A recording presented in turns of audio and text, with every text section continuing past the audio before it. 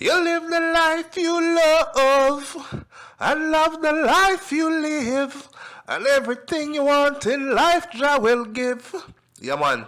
They said this man right here, so you know, used to live the life him love and love the life him live.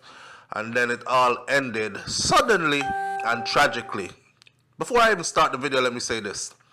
I've been living in the United States of America for a very long time. And I remember I got my first gun at 14. Ask me why. Because I made up my mind a long time ago that nobody was going to send me back to Jamaica in a body bag without me defending myself. I would rather be carried by 12. Judged by 12 than carried by 6. And I live by that to this day.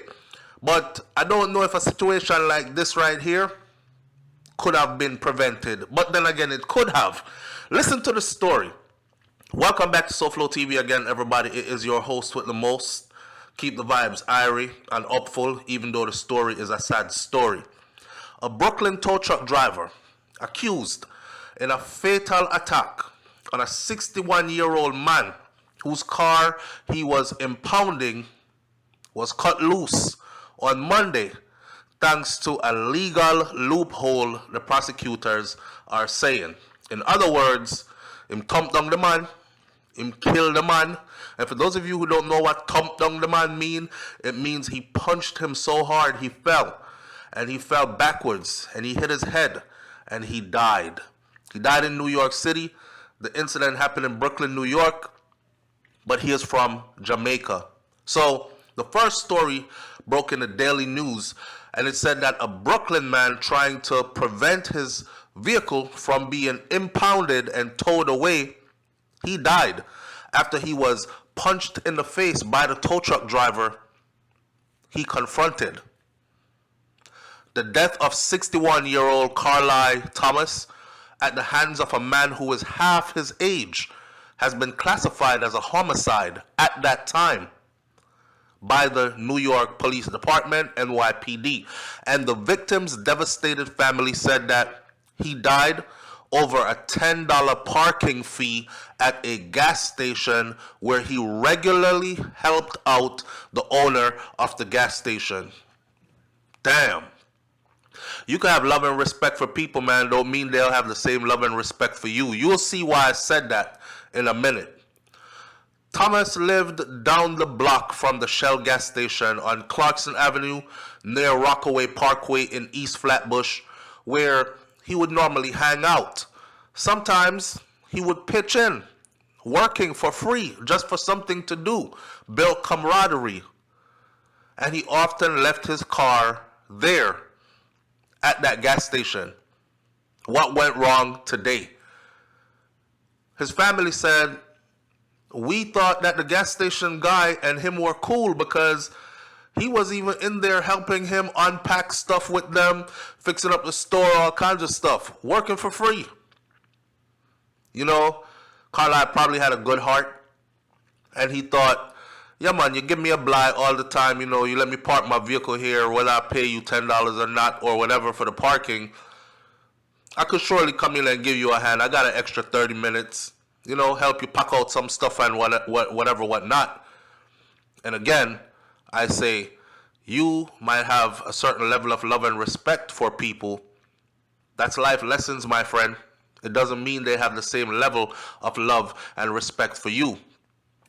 His family said, we never thought that the tow truck driver would have been called by the same people from the gas station, the same people who Carlyle used to help pack out their stuff, vibes, hang out with them, talk. They know his vehicle, and they still call the tow truck to come pick up his vehicle. About 8:45 p.m. on Saturday, Thomas saw his Honda Odyssey being hooked up to a tow truck. And he ran down there, they said. Actually, I saw the news clip where his family members said somebody came and alerted him, or called his phone and alerted him like, yo, they towing away your vehicle out here, bro. So he ran down there to save his vehicle from being towed. And A confrontation developed between him and the tow truck driver, according to the cops and according to his family. Now, that conversation between him and the tow truck driver could have easily been diffused, but instead, for some reason, it was easily escalated. The argument escalated. The 30-year-old tow truck driver punched the 61-year-old in his face, causing him to fall and hit his head on the pavement, the police said. Medics took Thomas to Brookdale University Hospital, but he could not be saved. Damn. 61, 30, different levels of strength, you know? Cops took the tow truck driver into custody with charges pending at the time as they investigate further. Now, the gas station charges local residents $10 for each vehicle to park overnight in their spaces if you can't find any parking on the street. This is word of mouth by his family. One of them said he came around and was enjoying the nice weather yesterday, you know. That was his stepdaughter, Andrelli Peters. She said, I guess he didn't pay the $10 or something, but he lived here a long time and he had a relationship with them. He didn't pay right away, but they do have his contact and they have his mom's contacts. So if it was that serious, they could have reached out to him and say, or his mom and say, hey man, pay the $10. Once they called the tow truck, they gave him a call. So they called the tow truck first to come pick his vehicle up. Then they gave him a call and said, hey, your car is being towed. He runs downstairs. This is his daughter. Says he runs downstairs to see what's going on. And his car was already on top of the tow truck. So he's verbally arguing with the tow truck guy. And what I heard next, the guy hits him so hard, he fell to the floor and his heart stopped. Man, that's her account. He fell to the floor and his heart stopped. Thomas is a former jockey in his native Jamaica. He was riding horses. And he worked training and feeding horses at the Aqueduct racetrack in Queens, in New York. He was like the neighborhood boss, they said. He was well loved in his community. He was known for his cooking, and he was known for bringing everybody together. He was known for being the vibesy kind of person on the block in the area. You're going to get a good laugh when you're around him. You're going to get a good positive vibes when you're around him. He knows everyone out here. Everyone, said one of his nephews. And there was never any problem with anyone over all the years that this man has lived here, ever. His stepdaughter, Peters, also pointed out that he was such a regular presence at that gas station that most of his social media photos, if you look at it, were actually taken at that gas station. The irony. That's to show you how good he was with those gas station people and how much he hung out there. So they still can't understand why, when they could have called him and said, yo, come pay your $10. Why did they call a tow truck first to come pick his stuff up? It's a private parking space, and a tow truck is not going to pick your vehicle up unless they call and tell the tow truck to come pick the vehicle up. And the fact that they called him after the vehicle was on the tow truck to tell him, your vehicle is being towed, that's foul, man. Wow. Imagine that. All his social media, majority of his social media photos were taken right there where he lost his life. Right there. Where he had so many good times hanging out, helping them at the gas station. Right there. How ironic. Other people were saying, man, he's really a good guy. And what hurts is that he spent so much time supporting this gas station. He always tried to help them out. To call the tow truck and not call him first It doesn't make sense. Another stepdaughter, Alexis Peters, questioned why the tow truck driver didn't simply just call the police if you have an issue. There's steps you can take. You didn't have to physically punch him. She's talking about the argument with the tow truck driver and Carlyle being aggressive with the tow truck driver. And she's saying, you never had to punch him, man. You could have just called the police and said, hey, I'm trying to tow a vehicle here, and the owner of the property gave me the go-ahead to tow the vehicle, but the owner of the vehicle, who's parked illegally, is out here causing a ruckus. I'm locked in my truck. Can you come handle this man? Could have done that, yes. And like his daughter is saying, there are steps to this that you could have taken. One of his pals, named Errol Pointer, said that Carlyle had previous run-ins with tow truck drivers at that same gas station before. It's just unnecessary, man. They've always been able to solve their issues. He's just a jovial, easygoing guy, don't make no trouble kind of person. The Shell gas station had another horrible incident back in 2022 where there was another stabbing incident where an individual died in that same parking lot from 2 collapsed lungs. Now, back to this.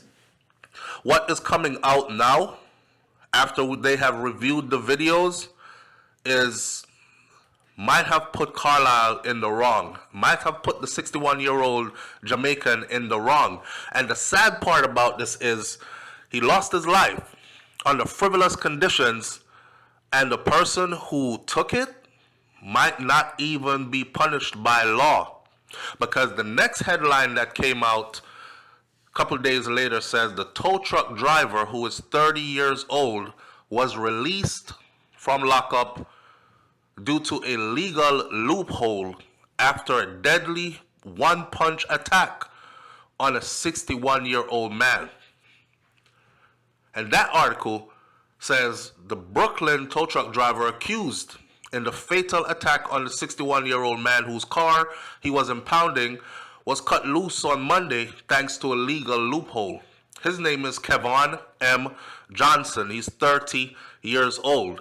He delivered one single punch that sent Carlyle Thomas, the 61-year-old, barreling backwards into the pavement where he fatally struck his head during an argument that broke out over a $10 parking spot at a Brownsville Shell gas station on Saturday, authorities said. Sad, man.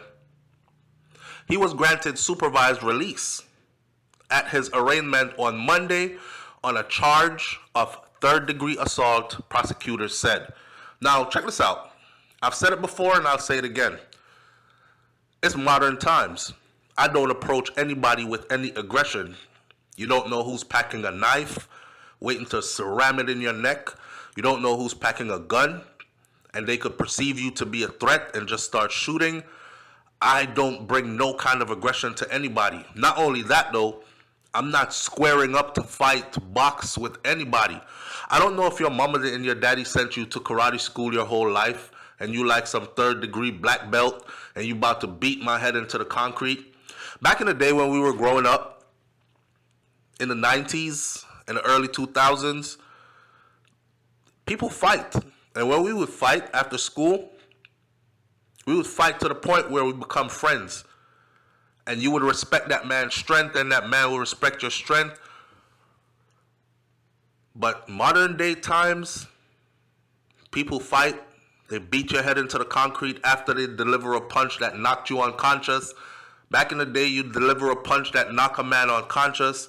You turn him on his side into the recovery position. And everybody laugh at him. Damn, you got knocked the fuck out. And then he wears that badge, right? Different times we're living in. Not only that, in this particular situation though, I think Carlyle might have brought this on himself. I hate to say it, but according to what the videotape is showing and according to what law enforcement is saying, he might have brought this on himself. Carlyle Thomas, 61, fatally struck in the head for argument. I tell people all the time, I'm not fighting with anybody because one punch can actually kill you. One punch can kill you. You know, people go around saying, oh, you scared. You scared to fight. That's why you carry a weapon. No, it's not that I'm scared to fight. It's that I know the power of a punch. And one punch can take your life. And there's no honor in that. The law allows only for charges relating to the punch, and there is no way to prove intent to cause his death or any other serious injury. That's the law. And in that loophole, he was able to be released. A law enforcement source said, explaining that the low-level charge that the so-called one-punch homicide offense calls for, the law allows only for charges relating to the punch, and there is no way to prove intent to cause his death or other serious injuries. In other words, according to the law, it has to be proven that this tow truck driver's intention was to kill this man. This tow truck driver's intention was to end his life. But the way how the situation happened, this tow truck driver probably didn't have time to think, and he reacted, and that's why he is let loose. I know the family want justice. I know they want to see the person who did it incarcerated and paying for it. Further workings in Johnson's favor. The misdemeanor charge hasn't been bail eligible since the statewide bail reforms enacted in 2020. A friend of Thomas previously told the news media that the victim lived right next door to the gas station on Clarkson Avenue, and he sometimes parked temporarily in that parking spot. On Saturday evening around 8:45 p.m., someone called him to warn him that the gas station manager had called a tow truck to impound his vehicle, and they were picking his vehicle up right now, and that's when he ran outside. Listen to this part. Eyewitness said he came running, and then he ran straight to the tow truck, and he opened the door off the tow truck where the tow truck driver was sitting inside of his tow truck, removing Carlyle's vehicle. And as he opened the door, man punched him and he fell. He goes down, bam. That's what one eyewitness told the police. So there are two different accounts, because one says an argument ensued. I don't know what point this person saw the incident. There was a heated argument. It's seen on video, them arguing back and forth with each other. I guess when the tow truck driver got in his tow truck to drive off with the vehicle, Carlyle ran up and opened the door. Now that could be perceived as a threat, my friends. You have to be very careful what you do. Sometimes you just got to take your losses. Just tell me where you're taking my truck to so I can go pick up my truck later or my car later. I'm not going to fight with you over it, right? That would have been the smart thing to do.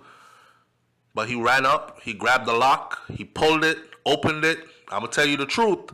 When I'm in my car, if I'm having an issue with a person and we're exchanging hostile words, and I lock myself in my car and try to drive away, and you run up and actually open my vehicle and the door opens, I have a firearm and I'm not waiting to see what you're going to do to me. I'm going to do what I have to do first, because I would perceive that as you're opening the door to harm me. And in the blink of an eye is how this one went. Eyewitness said he came running. He ran up to the truck. He popped the door open, and the tow truck driver punched him, and bam, he went down. Dead. He died right there in front of Pump 6. He never touched the guy. He only touched the door, and the guy came out and punched him. He's a cool guy, man. and he got a young son. Why'd they do that to him? One punch? One punch killed him, man. Man, listen. It's also again reiterated that he's a former racehorse jockey who worked at Aqueduct Racetrack in Queens, New York. He was also a jockey in Jamaica as well, his homeland. And he has a young son. And he has a daughter. And he has stepchildren. His stepdaughter told the Post the gas station would charge people $10 to park overnight right there so they don't see what the problem is. Maybe he didn't pay us $10 that night. But it wasn't supposed to end like that. Because they're cool, they could have called him if it was about the $10. Sad. Sad, sad, sad. Listen, man. I'm going to say it again. You might respect and love people, but it doesn't mean they respect and love you the same way. I'm willing to bet that the owners of that gas station where he always hang out at, where he always helped them out with work for free and still pay his money to park, I'm willing to bet they are not his kind. And you know what I mean when I say they are not his kind. Some people see you, no matter how nice you are to them, as somebody to make money off of. Somebody who, he come around, but they'll never see you as, yo, that's my brethren, you know. I've known him for a lot of years. Sometime he come in here and even help us with work and them things there. Leave his vehicle, man. He's good. They'll never see you as that. Just think about that, because that's life. I'm going to leave this right here with one comment. And an attorney from New York says, well, the old guy entered the personal area of the cab driver suddenly and in an excited condition, which startled him and made him feel like he had to immediately defend himself. He threw one punch. That's it. Leave your comments in the comment section below, and I'll catch you on the next video. May your soul rest in peace, my brother. I know you didn't think you were going to go out like this. And from what I can tell, you're from a close-knit family and a lot of people loved you. But sometimes life is so unfair. I'll catch y'all on the next video. It's SouFLoTV. I'm out. Peace. Alright, my SouFLoTV audience, anybody who knows me knows that I come from the rural parts of Jamaica where it's dark in those hills. And from I was a child until now, government still has not installed any street lights in some of the darkest corners of Jamaica. But guess what? We are doing it for ourselves. Just link up with Soninka Limited, because these solar powered street lights are powerful. They are commercial grade, remote controlled, they are waterproof, and did I mention that they are solar powered? So you don't have to wait on JPS, you don't have a bill to pay. These are powered by God's Son. Yes, and you stay on the ground and you remote control it to the brightness of your liking and all these things. Light up your lanes and streets and farms and corners and areas and be safe. All the information needed is on the screen, and Soninka deals with your installation and everything. Call them right now and get yourself out of the darkness and into the light, and tell them that SouFLoTV sent you. Alright? Alright. Listen, it's 2024, okay, and the world is different. You can actually have a date with somebody in a completely different Caribbean country. Say, for instance, you are in Jamaica and you are looking for a fine Trinidadian woman, or a woman from Grenada or Guyana or Antigua or Barbuda. Same thing for the women. You might be a Jamaican woman living in Jamaica, but you are into Trinidadian men or men from Barbados or other parts of the Caribbean. Well, look no further. 7:30 p.m. Jamaica time. Tune in as Scotch, Bonnet and Time goes live on the channel called Scotch, Bonnet and Time. It's a dating affair for the Caribbean audience, linking all the Caribbean countries together. The only requirements are that you are at least 20 years old. That means you have 2 years of experience or more. And come on in and have some fun. Do you have what it takes to spice up somebody else's life? Let's see. See you there, 7:30 p.m. Jamaica time on the YouTube channel called Scotch, Bonnet, and Time as they go live. Come see if you can meet your special person. See you then.